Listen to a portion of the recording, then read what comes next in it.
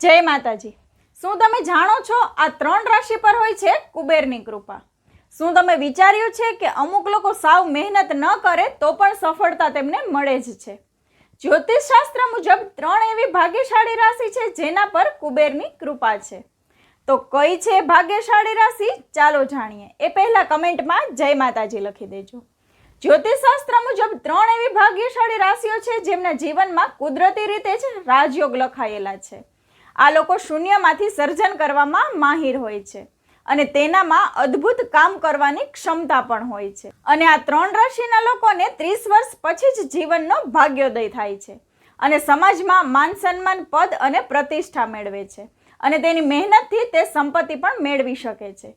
એમાંની પહેલી રાશિ છે વૃષભ રાશિ। તેઓ ભૌતિક સુખ, સુવિધા અને સ્થિરતાના શોખીન હોય છે અને તેને મેળવીને જ એમને શાંતિ મળે છે।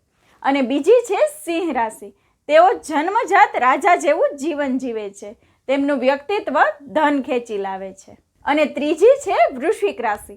આ જાતકો રહસ્યમય રીતે મોટો ધનલાભ મેળવવામાં માહિર હોય છે અને તેના કાર્ય જ્યાં સુધી સફળ ન થાય ત્યાં સુધી તે ગુપ્ત રાખે છે, એટલે જ એ કાર્યમાં સફળતાપૂર્વક આગળ વધી શકે છે।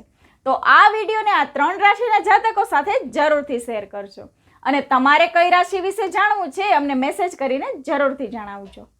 જય માતાજી।